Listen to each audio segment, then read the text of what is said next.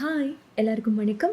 இன்னைக்கு இந்த வீடியோவில் ஒரு 6 விதமான மில்லட் ரெசிபீஸ் தான் பார்க்க போகிறோம். இந்த 6 ரெசிபிலையுமே நம்ம ஒயிட் ரைஸ் சேர்க்க போகிறதே கிடையாது. So high fibre high protein இருக்கக்கூடிய ஒரு 6 விதமான ரெசிபியோடு தான் வந்திருக்கிறேன். இது நீங்கள் மார்னிங் பிரேக்ஃபாஸ்ட்டும் எடுத்துக்கலாம், இல்லை நைட்டுக்கு ரொம்ப மைல்டாக ஏதாச்சும் சாப்பிட்ணும் அப்படின்னு நினச்சிங்கன்னா நைட் டின்னராக கூட எடுத்துக்கலாம். உங்கள் வெயிட் லாஸ்க்கு ரொம்பவும் ஹெல்ப் பண்ணும். இந்த 6 ரெசிபியில் நீங்கள் எது ஃபஸ்ட்டு ட்ரை பண்ண போகிறீங்கன்னு கீழே கமெண்ட்டில் சொல்லுங்கள். சரி, இப்போ வீடியோக்குள்ளே போகலாமா? திணை சேமியா எப்படி பண்ணுறதுன்னு பார்க்கலாம். நான் அனில் பிராண்டோட திணை சேமியா தான் எடுத்துருக்கிறேன். டிமார்ட்டில் தான் நான் அதை வாங்கினேன். இதை மட்டும் தான் நான் எடுத்துகிட்டு வந்தேன் ஃபஸ்ட்டு ட்ரை பண்ணலாம் அப்படின்னு. நம்ம இதை கட் பண்ணி இதை அப்படியே தண்ணியில் போட்டுடலாம். ஒரு 2 நிமிஷத்துக்கு மட்டும் ஊறுனா போதும் அப்படின்னு அதில் போட்டிருந்துச்சு. ஸோ நம்ம ஒரு 2 நிமிஷத்துக்கு மட்டும் இதை அப்படியே இந்த தண்ணியில் போட்டுடலாம். அதில் உப்பு போடணும் அப்படின்னு போட்டிருந்தாங்க, பட் நான் உப்பு போடல. என் பையனுக்கு கொஞ்சம் ஸ்வீட் சேமியா செஞ்சு கொடுக்கலான்னு ஒரு பிளான் இருந்துச்சு, அதனால நான் உப்பு சேர்த்துக்கல. இப்போது கரெக்டாக 2 நிமிஷத்துக்கு மட்டும் ஊறுனா போதும். அதுக்கப்புறமா தண்ணியெல்லாம் வடிச்சிட்டு இந்த மாதிரி ஒரு ஸ்டீமர் நான் இட்லி பாத்திரத்தில் வச்சுட்டேன். தண்ணியெல்லாம் வடிச்சிட்டு இட்லி பாத்திரத்தில் வச்சுருங்க. தண்ணி இந்த மாதிரி கொதிச்சதுக்கு அப்புறமா தான் நம்ம இட்லி பிளேட்டை உள்ளே வைக்கணும். இப்போ கரெக்டாக ஒரு 5 நிமிஷத்துக்கு மீடியம் ஃப்ளேமில் விட்டு குக் பண்ணுங்கள். 5 to 6 நிமிஷமே போதும். பாருங்கள், நான் கரெக்டாக ஒரு 6 நிமிஷத்துக்கு தான் குக் பண்ணேன். நல்லா சூப்பராக வந்துருந்துச்சு. இப்போ நம்ம ஸ்டவ் ஆஃப் பண்ணிடலாம். ஆஃப் பண்ணிவிட்டு இந்த ஒரு பிளேட்டுக்கு நம்ம ட்ரான்ஸ்ஃபர் பண்ணி கொஞ்சம் ஆற விட்டுறலாம். நம்ம அதுக்குள்ளே ஒரு தாளிப்பு ரெடி பண்ணிடலாம். இப்போ ஒரு கடாயில் 1 டேபிள் ஸ்பூன் போல் எண்ணெய் சேர்த்துக்கோங்க. அதில் கொஞ்சம் போல் கடுகு, கடலைப்பருப்பு, சீரகம், உளுந்தம்பருப்பு, அதுக்கப்புறம் இந்த நிலக்கடலை இருக்கு இல்லையா, பச்சை கடலை, அது ஒரு 2 டேபிள் ஸ்பூன் அளவுக்கு சேர்த்துருக்கிறேன். அதுக்கப்புறம் ஒரு 4-5 போல் முந்திரி பருப்பு. இது உங்களுக்கு வேணாம் அப்படின்னா நீங்கள் ஸ்கிப் பண்ணிடலாம். இப்போ இது நல்லா வறுத்து எடுத்துக்கோங்க. எல்லாமே நல்லா வறுபடணும். பாருங்கள், இந்த அளவுக்கு நல்லா ஃப்ரை ஆனதுக்கப்புறமா இதில் உங்களுக்கு விருப்பத்துக்கு ஏற்ற மாதிரி வெஜிடபிள்ஸ் சேர்த்துக்கோங்க. நான் இன்றைக்கி ஒரு பெரிய சைஸ் கேரட்டும் ஒரு 15 போல் பீன்ஸ் தான் சேர்த்துருந்தேன். கூடவே இது வேகிறதுக்கு கொஞ்சம் போல் உப்பு, காரத்துக்காக 2 பச்சை மிளகா, ஒரு கொத்து கருவேப்பிலை சேர்த்துட்டு இந்த கேரட்டும் பீன்ஸும் நல்லா வதங்கணும். அந்த அளவுக்கு நல்லா குக் பண்ணிக்கலாம். பாருங்கள், இப்போ நல்லாவே குக் ஆகிடுச்சு. இப்போது நம்ம வேக வச்ச அந்த திணை சேமியா இருக்கு இல்லையா, அதை இந்த மாதிரி உதுத்து விட்டு இதில் சேர்த்துக்கோங்க. ஒரு 3 கை அளவுக்கு மட்டும் நான் சேர்த்துக்கிறேன். பச்சை பட்டாணி ஓவர் நைட் ஊற வச்சு ஒரு விசிலுக்கு மட்டும் ப்ரெஷர் குக் பண்ணி இதில் சேர்த்துருக்கிறேன். கூடவே இந்த சேமியாவுக்கு தேவையான அளவுக்கு உப்பு சேர்த்து நல்லா இந்த மாதிரி கலந்து விட்டுக்கோங்க. நல்லா கலந்ததுக்கப்புறமா கொஞ்சம் போல் நறுக்கின மல்லி இலையை இது மேலே சேர்த்துட்டு ஒரு 1/2 ஸ்பூன் போல் நெய் சேர்த்துக்கோங்க. கண்டிப்பாக நல்லா இருக்கும் டேஸ்ட்டு. இப்போ நல்லா கலந்துட்டு நம்ம ஸ்டவ் ஆஃப் பண்ணிட வேண்டியதான். நம்மளோட திணை சேமியா சூப்பர் டேஸ்ட்டில் ரெடி ஆகிடுச்சு. இது கூட நீங்கள் கார சாரமாக நல்லா தேங்காய் சட்னி வச்சு சாப்பிட்டீங்கன்னு சூப்பராக இருக்கும். குள்ளக்கார அரிசியில் ஒரு அடை தோசை எப்படி பண்ணுதுன்னு பார்க்கலாமா? அதுக்கு ஒரு பவுலில் 1 கிளாஸ் அளவுக்கு நான் குள்ளக்கார அரிசி எடுத்துருக்கிறேன். அந்த பவுலில் சேர்த்துடலாம். அதே கிளாஸில் 1 கிளாஸ் அளவுக்கு சீமை திணை அரிசி எடுத்துருக்கிறேன். கினோவா அப்படின்னு சொல்லுவாங்க. 1 கிளாஸ் அளவுக்கு சேர்த்துக்கோங்க. அதே கிளாஸில் 1/2 கிளாஸ் அளவுக்கு பாசிப்பருப்பு, 1/2 கிளாஸ் கடலைப்பருப்பு, 1/2 கிளாஸ் துவரம்பருப்பு, அதே கிளாஸில் 1/2 கிளாஸ் அளவுக்கு உளுந்தம்பருப்பு சேர்த்துக்கோங்க. இப்போ இது நல்லா வாஷ் பண்ணிவிட்டு எடுத்துகிட்டு வந்துடலாம். பாருங்கள், வாஷ் பண்ணியாச்சு.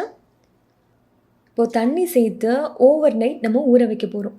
ஒரு 7லேருந்து 8 மணி நேரத்துக்கு ஊறணும். காரத்துக்காக 3 வரமிளகாய் சேர்த்து நல்லா ஓவர் நைட் ஊற விட்டுருங்க. நான் ஒரு 8 மணி நேரத்துக்கு ஊற விட்டு எடுத்திருந்தேன். இந்த கிளாஸ் பவுலோட லிங்க் இந்த வீடியோக்கு கீழே டிஸ்கிரிப்ஷனில் கொடுத்துருக்குறேன். நான் யூஸ் பண்ணியிருக்கிற எல்லா ப்ராடக்டோட லிங்க்கும் கீழே டிஸ்கிரிப்ஷனில் இருக்குது. தேவைப்பட்டால் செக் பண்ணி பார்த்துக்கோங்க. இப்போ பாருங்கள், 8 மணி நேரத்துக்கு நல்லா ஊறி வந்திருக்கு. இப்போ ஒரு மிக்ஸி ஜாரில் 6 ஸ்பூன் அளவுக்கு ஜீரகம் சேர்த்துட்டு நம்ம ஊற வச்ச தண்ணியை ஃபில்ட்ரு பண்ணிவிட்டு இதில் சேர்த்துக்கோங்க. மிளகாய் வத்தல் சேர்த்ததுக்கப்புறமா நம்ம அரிசி பருப்பெல்லாம் உள்ளே சேர்த்துக்கலாம். கூடவே கொஞ்சம் போல் பெருங்காயம், இந்த மாவுக்கு தேவையான அளவுக்கு உப்பு சேர்த்துட்டு அரைக்க தேவையான தண்ணி சேர்த்துட்டு நல்லா ஃபைன் பேஸ்ட்டாக அரைச்சி இது ஒரு பவுலுக்கு நம்ம ட்ரான்ஸ்ஃபர் பண்ணிக்கலாம். இது புளிக்க வைக்க வேண்டிய அவசியமே கிடையாது. நீங்கள் இன்ஸ்டண்ட்டாக உடனே செஞ்சிடலாம். இப்போ பாருங்கள், தோசை மாவு பதத்துக்கு இருக்குது. நம்ம பேனும் நல்லா சூடாக இருக்குது. நம்ம தோசை ஊற்றிடலாம். அடை தோசை அப்படிங்கிறனால கொஞ்சம் தடியாக நான் செஞ்சு எடுத்துக்கிட்டேன். நெய்யோ எண்ணெயோ உங்கள் விருப்பத்துக்கு ஏற்ற மாதிரி அளவோடு சேர்த்துக்கோங்க. பாருங்கள், நம்மளோட அடை தோசை சூப்பர் டேஸ்ட்டில் ரெடி ஆகிடுச்சு. தக்காளி சட்னியும் தேங்காய் சட்னியும் தான் பண்ணியிருந்தேன். பாசிப்பருப்பு வச்சு ஒரு சூப்பர் சாஃப்டான இட்லி எப்படி பண்ணுதுன்னு பார்க்கலாமா? அதுக்கு 1 கிளாஸ் அளவுக்கு பாசிப்பருப்பு எடுத்துக்கோங்க. அதை ஒரு பவுலில் சேர்த்துடலாம். அதே கிளாஸில் 1/4 கிளாஸ்க்கும் கொஞ்சம் ஜாஸ்தியாக, அதாவது 1 ஸ்பூன் அளவுக்கு, 1/4 கிளாஸ் ப்ளஸ் 1 ஸ்பூன் அப்படி வச்சுக்கோங்களேன், உளுந்தம்பருப்பு சேர்த்துக்கோங்க. 1/4 ஸ்பூன் அளவுக்கு மட்டும் வெந்தயம் சேர்த்துக்கோங்க. இப்போ பாருங்கள், நல்லா வாஷ் பண்ணிவிட்டு எடுத்துகிட்டு வந்தாச்சு. இது ஒரு 3லேருந்து 4 மணி நேரத்துக்கு மட்டும் ஊறினா போதும். ஓவர் நைட் ஊற வைக்க வேணாம். நான் வந்து 4 மணி நேரத்துக்கு ஊற விட்டு எடுத்திருந்தேன். இப்போ பாருங்கள், 4 மணி நேரத்துக்கு நல்லா ஊறி வந்திருக்கு. இப்போ இந்த தண்ணியை நம்ம ஃபில்டர் பண்ணி இது ஒரு மிக்ஸி ஜாருக்கு நம்ம சேர்த்துடலாம். இப்போ அரைக்க தேவையான அளவுக்கு தண்ணி சேர்த்துக்கோங்க. ரொம்ப ஃபைனாக அரைக்காமல் கொரன்னு அரைச்சி இது ஒரு பவுலுக்கு நம்ம ட்ரான்ஸ்ஃபர் பண்ணிக்கலாம். பாருங்கள், மாவு இந்த அளவுக்கு கொரன்னு தான் அரைக்கணும். ரொம்ப ஃபைனாக அரைக்கக்கூடாது. நம்ம இட்லிக்குன்னு அரைக்கும் போது மாவு லைட்டாக கொரன்னு தான் இருக்கணும். இந்த மாவுக்கு தேவையான உப்பு சேர்த்து உங்கள் கை விட்டு நல்லா இந்த மாதிரி கலந்து விட்டுக்கோங்க. இப்போ நம்ம லிட் போட்டு க்ளோஸ் பண்ணிடலாம்.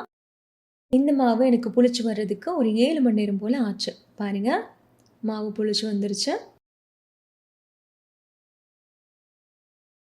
நல்லா கலந்ததுக்கப்புறமா நம்ம இட்லி ரெடி பண்ண ஸ்டார்ட் பண்ணிடலாம். இட்லி பிளேட்டில் இந்த மாதிரி எண்ணெய் வந்து ஸ்ப்ரே பண்ணி விட்டுக்கோங்க, ஸ்ப்ரே பாட்டில் வச்சு. இதோட லிங்க்குமே வந்து நான் கீழே டிஸ்கிரிப்ஷனில் கொடுத்துருக்குறேன், தேவைப்பட்டால் செக் பண்ணி பார்த்துக்கோங்க. இட்லி பாத்திரத்தில் நல்ல தண்ணி இந்த அளவுக்கு கொதிச்சதுக்கு அப்புறமா தான் நம்ம இட்லி பிளேட்டை தூக்கி உள்ளே வைக்கணும். இது ஒரு 12 நிமிஷத்துக்கு அப்படியே வேகட்டும். மீடியம் ஃப்ளேமில் 12 நிமிஷத்துக்கு வேகட்டும். பாருங்கள், உங்கள் கையை நல்லா ஈரம் பண்ணிவிட்டு தொட்டு பார்த்தீங்கன்னா மாவு ஒட்டாமல் வரணும். இப்போ நல்லா வெந்துருச்சு. கொஞ்சம் ஆறினதுக்கப்புறமா நம்ம இதை எடுத்துக்கலாம். நல்ல சூப்பர் சாஃப்டான நம்மளோட பாசிப்பருப்பு இட்லி. ஃபுல்லாக வந்து ப்ரோட்டீன் தான். இது கூடவே வந்து நான் கதம்ப சட்னியும் தேங்காய் சட்னியும் தான் பண்ணியிருந்தேன். சீமை திணை அரிசி வச்சு ஒரு கிச்சடி எப்படி பண்ணுறதுன்னு பார்க்கலாமா? அதுக்கு நான் இன்றைக்கி 1 கிளாஸ் அளவுக்கு 5 பருப்பு போல் நான் வந்து கலந்து எடுத்துருக்கிறேன். இது வந்து டிமார்ட்டில் தான் வாங்கினேன். இது எல்லாமே வந்து எல்லா பருப்பும் கலந்து ஒரு 1/2 கிலோ அளவுக்கு அங்கே இருந்துச்சு. ஸோ அந்த மாதிரி தான் வாங்கிட்டு வந்திருக்கிறேன். இதில் வந்து நீங்கள் பாசிப்பருப்பு, துவரம்பருப்பு, உடைச்ச உளுந்தம்பருப்பு, உடைச்ச பச்சை பயிறு, உடைச்ச கருப்பு உளுந்து, மசூர் தால் அப்படின்னு ஏகப்பட்ட பருப்பு இதில் இருக்குது. டிமார்ட்டில் தான் வாங்கினேன். அது வந்து 1 கிளாஸ் அளவுக்கு நான் இன்றைக்கி எடுத்துருக்கிறேன். இதே கிளாஸில் தான் நான் 1 கிளாஸ் அளவுக்கு குயினோவா சீமை திணை இருக்கு இல்லையா, அதை வந்து நைட்டே ஊற வச்சிட்டேன். ஸோ இதே கிளாஸில் தான் நான் பருப்பும் எடுத்துருக்கிறேன், அரிசியும் எடுத்துருக்கிறேன். இப்போ இது நல்லா வாஷ் பண்ணிவிட்டு ஒரு 1/2 மணி நேரத்துக்கு மட்டும் இதை ஊற விட்டுறலாம். இது ஒரு 1/2 மணி நேரத்துக்கு ஊறிட்டும். 1/2 மணி நேரத்துக்கு அப்புறமா ஒரு குக்கரில் 1 ஸ்பூன் அளவுக்கு மட்டும் நெய் சேர்த்துக்கோங்க. 1/2 ஸ்பூன் ஜீரகம் சேர்த்துக்கோங்க. இப்போது 2 பெரிய சைஸ் பூண்டு பல்லை நல்லா ஃபைனாக சாப் பண்ணி இதில் சேர்த்துருக்கிறேன். கூடவே காரத்துக்காக 1 பச்சை மிளகா, 1 வரமிளகா, 1 கொத்து கருவேப்பிலை சேர்த்துக்கோங்க. அந்த பூண்டை வந்து நல்லா வதங்கணும். அந்த அளவுக்கு நம்ம நல்லா குக் பண்ணிக்கலாம். பாருங்கள், பூண்டு நல்லா வதங்கிடுச்சு. இப்போ வந்து ஓவர் நைட் ஊற வச்சு அந்த கீனோவா இருக்கு இல்லையா, அதுவும் ப்ளஸ் நம்ம 1/2 மணி நேரத்துக்கு முன்னாடி ஊற வச்சு 1 கிளாஸ் அளவுக்கு பருப்பு, ரெண்டையுமே வந்து தண்ணி வடிச்சிட்டு இதில் சேர்த்துருக்கிறேன்.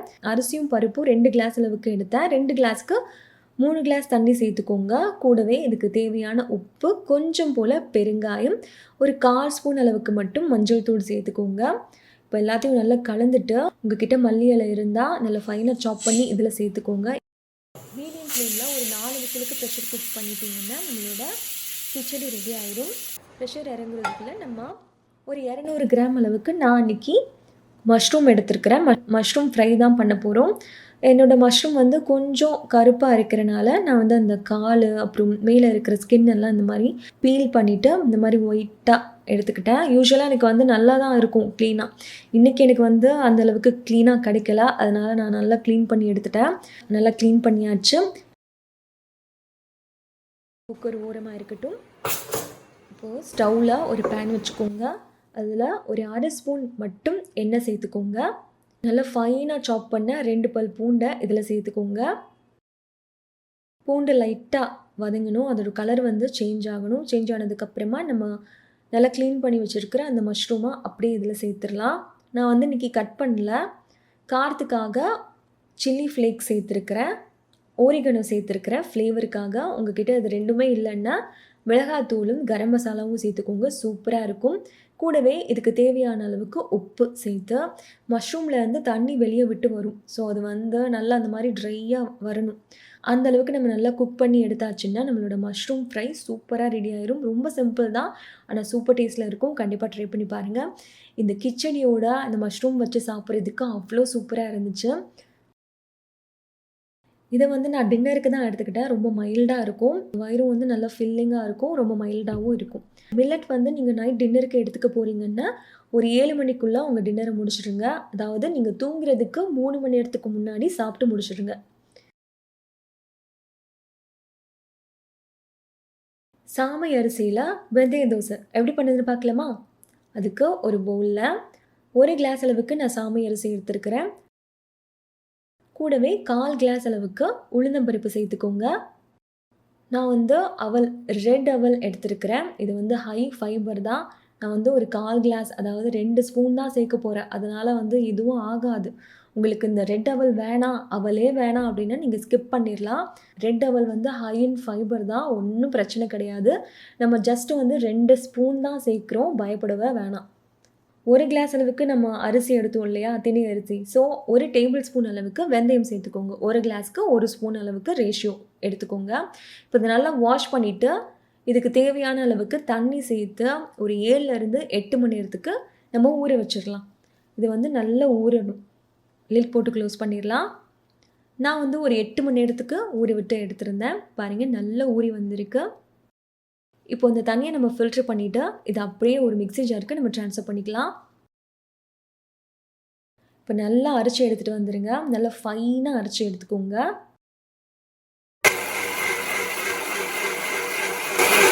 நல்லா அரைச்சாச்சு. இப்போ இது ஒரு பவுலுக்கு நம்ம ட்ரான்ஸ்ஃபர் பண்ணிக்கலாம். இந்த மாவுக்கு தேவையான உப்பு சேர்த்து உங்கள் கை விட்டு நல்லா இந்த மாதிரி கலந்துக்கோங்க. இப்போ இது நல்லா புளிச்சு வரட்டும். இந்த மாவு எனக்கு 5 மணி நேரத்துலேயே நல்லா புளிச்சு வந்துருச்சு பாருங்கள்.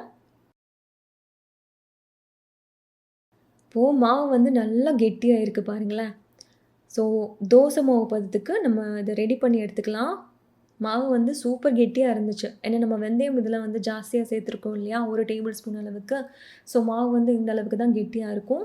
தண்ணி எந்த அளவுக்கு வேணுமோ அந்த அளவுக்கு சேர்த்து நல்லா அந்த மாதிரி தோசை மாவு பதத்துக்கு ரெடி பண்ணி நல்லா சூடாக இருக்கிற பேனில் நம்ம தோசை போட்டுடலாம். இந்த தோசை வந்து ரொம்ப தின்னாக கிறிஸ்பியாலாம் வராது.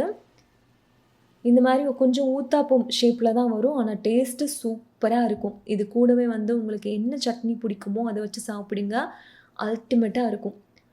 ஆயில் ஸ்ப்ரே பாட்டிலோட லிங்க் நான் கீழே டிஸ்கிரிப்ஷனில் கொடுத்துருக்குறேன். நான் யூஸ் பண்ணியிருக்கிற கேஸ்டைன் டவாவோட லிங்க்கும் நான் கொடுத்துருக்குறேன். உங்களுக்கு தேவைப்பட்டால் செக் பண்ணி பார்த்துக்கோங்க. நான் இன்றைக்கி வந்து கடலைப்பருப்பு சட்னி தான் பண்ணியிருந்தேன்.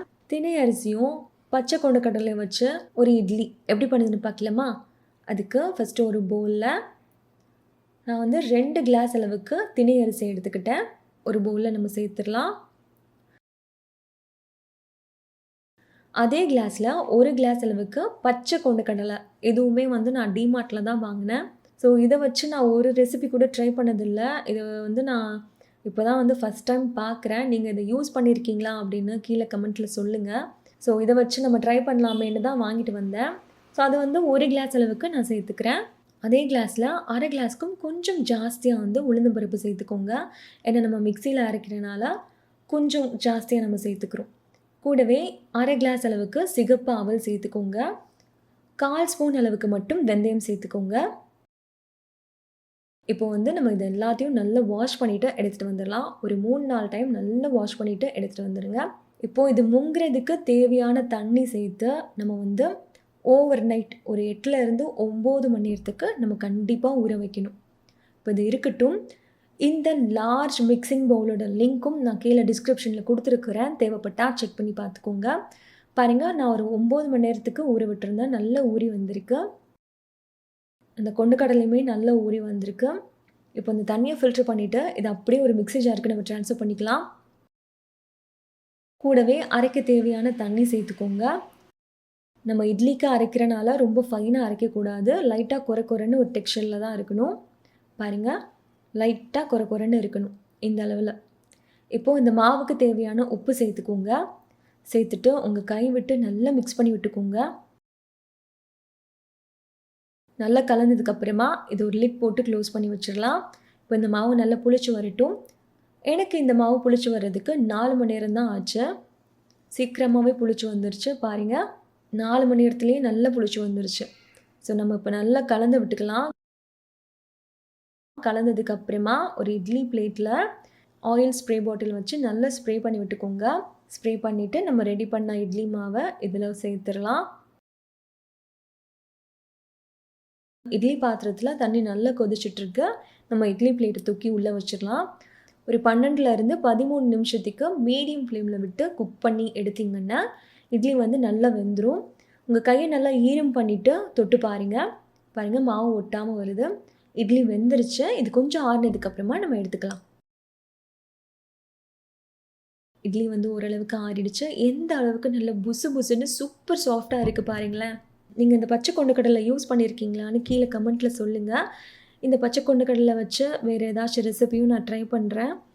அன்றைக்கி வந்து என் பையனுக்கு பிடிச்ச ரெட் சட்னி தான் பண்ணியிருந்தேன்.